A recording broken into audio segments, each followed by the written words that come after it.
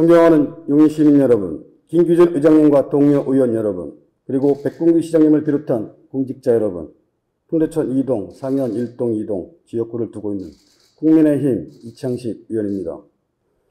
민선 8기 마지막 행정감사를 앞두고 회기를 여는 감회가 새롭습니다. 이번 행감뿐만 아니라 남은 임기 동안 우리 모두 용인 시민만 생각하면서 마무리를 잘해서 다 함께 이중의 미를 거두어야 하겠습니다. 그런 뜻에서 오늘 그동안 제가 민선 8기에 용인시를 위해 시정질문과 5번을 통해 말씀드렸던 것을 종합하고 SK반도체 클러스터 유치 중심으로 말씀을 드려볼까 합니다. 지난 11월 15일 오전 용인 반도체 클러스터 연합비상대책위원회 소속 수용 토지주 100여 분이 참석한 가운데 용인시청 앞 광장에서 집회를 열었습니다. 이분들은 대대로 용인에서 삶의 터전을 이루고 살아온 용인 시민들입니다. 주장하는 내용은 현실성 있는 토지 보상과 수용 주민들의 기본적인 생존권 보장이었습니다. 이들의 주장은 이번 SK반도체 클러스터 조성 사업이 제2의 대장동 사태가 되어 주민들의 이익을 철저히 외면한 채 사업 주체만 이익을 가져가게 되는 구조라며 비판을 쏟아내었습니다. 2019년 3월 27일 수많은 어려움을 뚫고 SK반도체 클러스터가 용인의 유치가 확정되었을 때 용인 시민들이 얼마나 기뻐하고 환영하며 커다란 기대를 하였는지 모두가 생생하게 기억을 하고 있습니다. 하지만 오늘 상황이 이렇게 되기까지 가장 큰 원인은 용인시의 시민 이익 중심으로 한 중재 능력과 행정 능력의 부재 때문이라고 본 의원은 생각합니다. 용인시 행정은 오롯이 용인 시민을 위한 것이어야 합니다.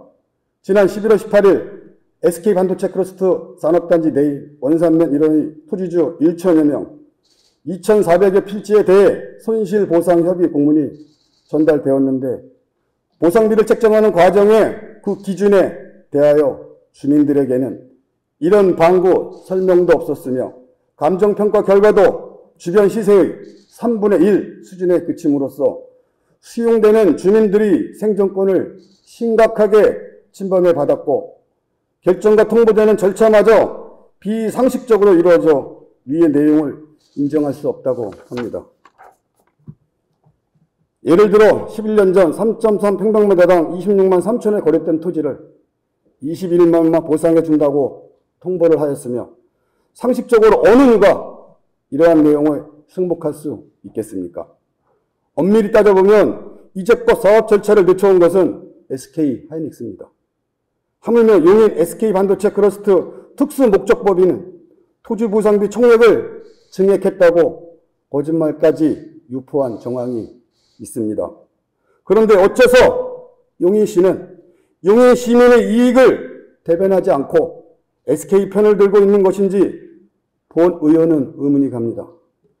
용인시 축구센터 부지를 우선적으로 매각하여 여기서 나온 900여 원이 되는 돈을 무계획적으로 마구 쓰기만 할 생각을 하고 있으며 반도체 클러스터가 만들어진 후에 용인시가 어떠한 비전과 계획으로 지속발전 가능한 도시로 나아가야 할지 불과 10년 뒤를 계획하고 있는 것인지 본 의원은 의문이 갑니다. 백군기 시장님께 묻겠습니다. SK반도체 클러스터 사업을 제2의 대장동으로 만드실 겁니까? 개발 이익을 포함하여 주민들에게 정당한 보상이 들어갈 수 있는지 걱정이 됩니다. 지금이라도 용인시와 용인 시민의 이익에 충실히 복무하는 용인시 행정을 구현할 생각은 가지고 계십니까? 멀지도 않은 10년 뒤를 위한 단기 비전이라도 제대로 구현하실 의지는 가지고 계십니까? 이미 용인 반도체 클러스터는 계획보다 착공이 1년 이상 늦어지고 있습니다. 이에 본의원은 간곡히 호소합니다. 대한민국 정부와 국회는 용인 시민의 염원을 온전히 담아 반도체 산업 육성을 위한 특별법에 보다 더 과감한 지원책을 마련하고 각종 규제 완화 방안을 담아서 서둘러 통과시켜주길 바랍니다. 경기도와 용인시는 용인 시민의 이익을 충분히 담보하는 정당한 보상을 추진하고 이를 이행하는 행정 절차에도 시민의 염원이 온전히 담길 수 있도록 최선을 다해 주시기 바랍니다. 다음으로 용인시의회 질의에 대한 집행부 무성의한 대응에 대해 한 말씀 드리겠습니다. 의원들은 집행부에 질의하거나 발언하는 것은 용인 시민들에게 받은 권한을 최선을 다해 행사하는 것입니다. 지난 3년 반 동안 보 의원이 시정질문과 5분 발언을 하면서 또 그 답을 받고 들으면서 느낀 점은 이 모든 것이 그냥 형식적이고 의례적인 통과 행사가 되어서는 안 되겠다는 것입니다. 그저 대충 답변하고 넘어가면 또 지나갈 일이라고 생각하고 되고 이후 행정이나 정책에는 전혀 반영되지 않는 소모적이고 비건설적인 질의응답은 이제 지양되어야 한다고 생각합니다. 본 의원은 첫 시정질문에서 용인시의 4차 산업혁명에 관련된 소관부서 설치 및 이를 통한 정책개발과 체감형 행정을 구현해 주실 것을 요청하였습니다. 그러나 3년 반이 지나 임기가 다 끝나도록 용인시에는 미래를 준비하는 어떠한 부서도 만들어지지 않고 있습니다. 주변의 수원, 성남, 고양이, AI, 빅데이터, 스마트시티를 착실히 준비하며 온갖 영역과 사업을 수행할 때 우리 용인시는 통합 플랫폼 구축한 것이 그치며 그나마 선정된 신갈 오거리 뉴딜 사업은 여지껏 지지부진하고 있습니다. 컨트롤 타워가 없으니 일이 진행되지 않는 것은 너무나 당연한 이치입니다. 플랫폼 시티도 경기공사의 소극적인 형태로 지지부진만 하고 있으며 10수년을 끌고 온 신봉 도시개발도 올해도 삽을 쓰지 못하고 있습니다. 수지 지하철 3호선 연장을 비롯하여 동백 성봉역, GTX역 연결사업 등 철도 사업은 이제 언급조차 하기 민망한 수준이며 경간선 연장 실패로 인한 처인 주민들의 상실감은 또 어떻게 위로하실 생각 있습니까? 산하기관의 성과나 운영을 보면 시장 수준이나 의중을 간접적으로 파악할 수 있다고 봅니다. 시정연구원을 필두로 용인시 산하기관들의 이번 민선 8기 성적표는 어떻습니까? 도대체 뭐 하나 똑바로 된 것이 있습니까? 그저 자리나 보존하고 스펙이나 쌓아서 더 좋은 자리로 가기 위한 가교 역할쯤으로 생각하거나 퇴직 공직자들의 임기 연장 수단으로 전락하는 것은 아닌지 본 의원은 분노가 앞섭니다. 산하기관들의 연봉은 부끄럽지 않도록 적정하게 조정되었습니까? 향후 기관장의 선임함에 있어 상식적으로 이해가 될 만큼 임명과 인사 시스템은 갖추어져 있습니까? 시의 소통 없는 일방적 행정으로 처리된 체육진흥기금 58억 원의 회계 처리로 용인시는 무엇을 얻었고 재정은 과연 얼마나 좋아졌습니까? 18개월을 끌어온 기흥구 분구 관련된 문제도 지난 상계동 분동 때처럼 주민의 의견이 적법 절차도 무시한 채로 계속 이렇게 방치만 하고 있어서는 되는 것입니까? 이제는 벌리기보다는 수습하고 마무리를 지어야 할 시점이 다가왔습니다. 모든 것을 수습해야만 할 때입니다. 4천여 공직자 여러분, 본 의원을 포함하여 선출 의원님들이 용인시를 위해 유종의 미를 거둘 수 있도록 함께 최선을 다해 주시길 부탁드립니다. 사람은 바뀌어도 집안에는 가풍이 있고 학계에는 학풍이 유지되듯이 우리 용인시도 끝까지 최선을 다한다는 화합의 시풍을 제대로 한번 만들어 주시기를 당부드립니다. 감사합니다. 다음은 이창식 의원님께서 질문하신 시의회 질의에 대한 조치사항에 대해서 답변 드리겠습니다. 평소 시의원님들께서 시민들을 위해 다양한 의견을 제시하여 주셔서 시장으로서 항상 긍정적으로 검토하여 시정에 반영할 수 있도록 노력하고 있습니다. 의원님들께서 제시하신 의견은 면밀한 검토를 거쳐 답변을 드리고 있으며 부득이 관계 법령에 따른 제한이나 이행이 어렵거나 신중한 검토가 필요한 사항은 담당 실국소장이 의원님들께 충분한 설명을 드리도록 하고 있습니다. 향후에도 시정에 지속적으로 반영될 수 있도록 노력하겠습니다.